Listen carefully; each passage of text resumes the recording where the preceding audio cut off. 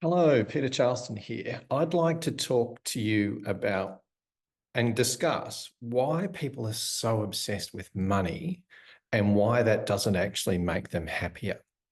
So I'm going to share some slides with you and let's delve into this topic.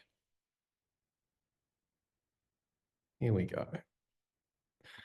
This is part of Thrive program, an online program of performance coaching that I run. And I'll mention that to you a little bit later, but let's get straight into the topic.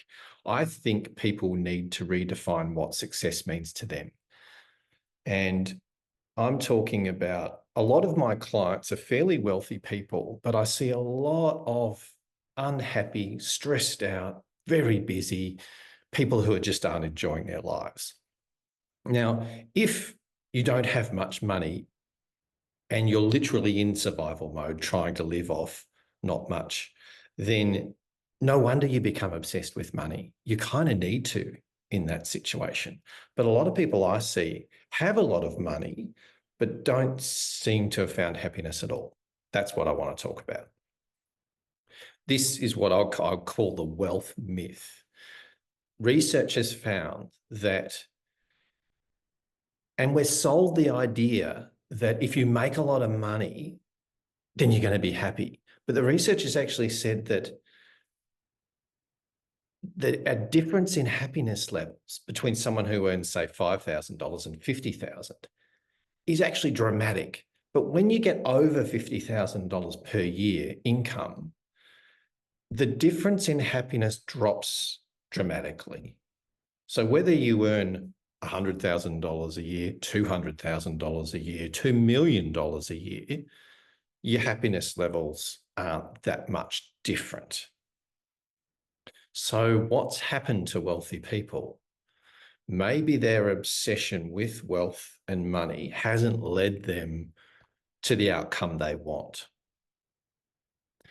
What I'm getting at here is that maybe quality of life is more important than wealth. And quality of life includes quality relationships with strong connections with others and finding a meaningful purpose other than just making money.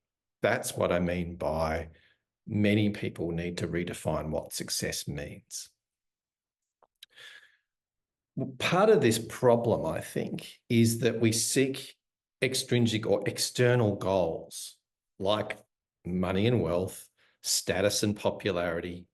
We want to be attractive and we want attention from other people. Our image is important. We may want fame as well with that. And so these are all extrinsic goals, ones that we can see. What I'm getting at here is those sorts of goals don't tend to translate to happiness over the long term. Yet most people seek these extrinsic goals more than the intrinsic ones. The intrinsic ones are the ones you can't see as much, but they matter more to your happiness. And unfortunately, the external and the internal are in opposition towards each other, to each other. So if you spend a lot of time and energy on the external, you suffer on the internal. So the internal being close relationships, having a good relationship with self, personal growth, community involvement. They're the sort of things you don't get a trophy for, but they have such inherent meaning and they tend to make people a lot more happy and energized and motivated. So part of redefining success is to stop being so influenced by the advertising that's bombarding us with the extrinsic motivators, but start to look at the internal a little more and value the internal a little more. An example of this is just how much we work, how much time and effort we put into working for the money we earn. We spend money on trying to make us feel better as a result of all the hard work we put in. But the unfortunate thing is that the more you start to earn, the more you spend, and there's this cycle of never seeming to have enough. So you buy a better car, or you go out to a nicer restaurant if you start to earn more money. And you might buy a better house or buy a house rather than rent. But is all of that leading us to happiness, is my question. So overwork can result in lots of stress, sometimes depression, not looking after our bodies properly. And is this really worth it, is what I'm saying. Because if this is what we call success, it's actually not very appealing. So we tend to compare ourselves with the people around us. There have been many studies done on how people measure their success. And they found that people in wealthy suburbs compare themselves with the people around them.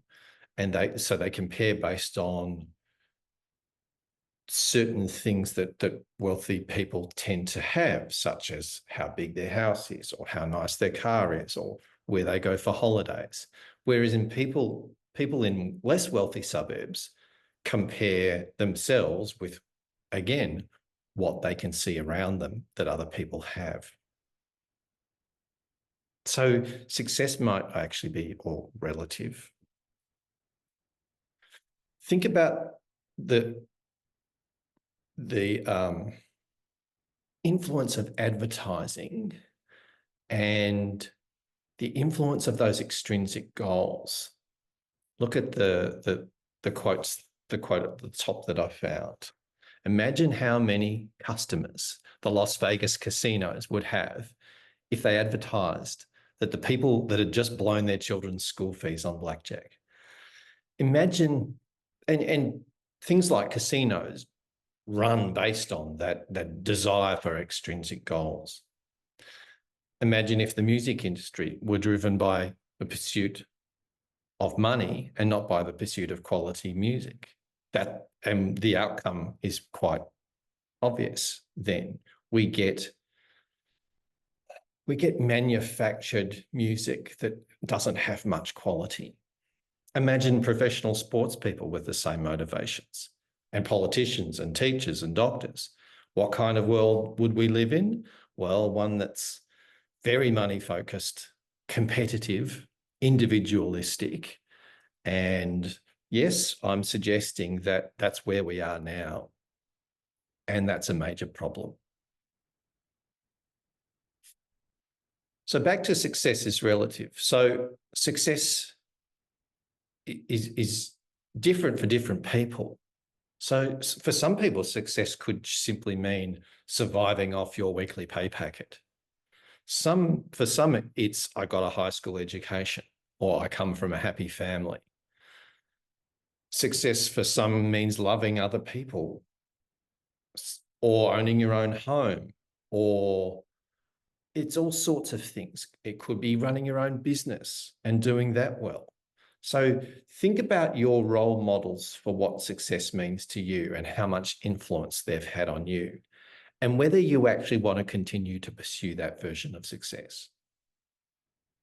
What I'm suggesting is, as we reflect on what success means to us, we can change that definition. We can change the direction our lives are headed. Success is need fulfillment. We always want what we don't have. Happiness doesn't actually come, though, from having things. It comes from being a part of things, being a part of something bigger than us, which a lot of people call belonging. The famous poet William Blake said, "He who has few things to desire cannot have many to fear." That's really an interesting quote to me, that if you can learn to need less or want less, you might actually become happier. Do I really need that new thing? Will it enhance my life? Could I actually live fine without it? If we're more conscious before we make a purchase, maybe we can improve our lives. So a few things to do, to consider. see if you can clearly define what success actually means to you in as much detail as possible. And then we can work out what skills you need to be able to do whatever it takes to get you to that goal. And then it might sound obvious, but lastly, we need to learn how to enjoy the journey to the goal, because in some respects, the journey is far more important than the outcome you get. A lot of people, and this might sound strange too, don't actually plan their own success. Think about it. You might plan a career, but do you actually plan your life to sit down, spend some time on what do I want to get out of my life? What do I want it to look like? And who do I want to become within that lifestyle that I'm seeking? My point is that you get what you ask for, so be careful what you ask for. We need to be more conscious of where our lives are heading and whether that's what we actually want.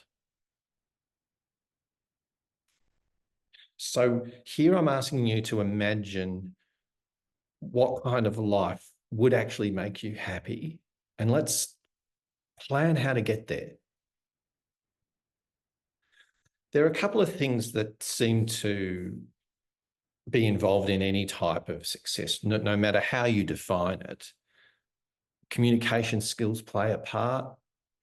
Courage and risk-taking plays a part. Being creative, changing habits, because we all seem to have bad habits, improving your memory, managing time better, choosing what your priorities are, and understanding a little more about money and investing, because if you're going to earn it, you need to learn how to manage it well.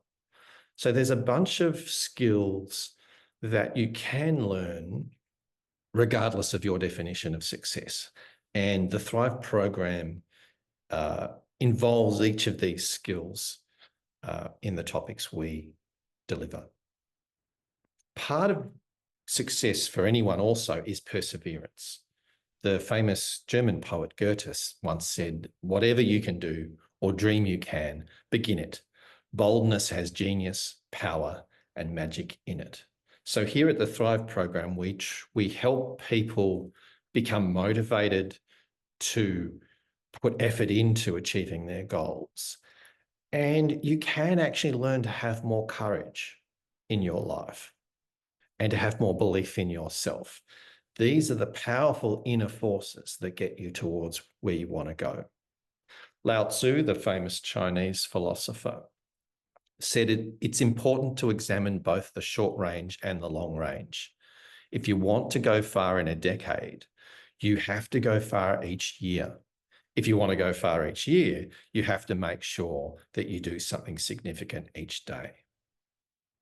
So if you can track that you're making some progress every single day in terms of reaching your version of success, then you're more likely to be happier most days in the week, most days in the month. That's the challenge of life. So what is success to you? It could be something to do with courage or creativity, being authentic, being true to your values, doing things for the greater good. So there's all sorts of ways we can redefine success that help us rather than sabotage our happiness. That's it for the topic for today. Just a brief mention of the Thrive program, where we have a subscription service where you are given access to a whole range of topics to do with your own personal and professional growth. They come in the form of webinars and workbooks. We also have regular live coaching sessions where we go deeper into each topic, and one-on-one coaching is also available. Plus, we have a community of people who support each other and give each other feedback along the way. So I hope you get some time to have a look at the Thrive program on our website, and I hope to see you soon.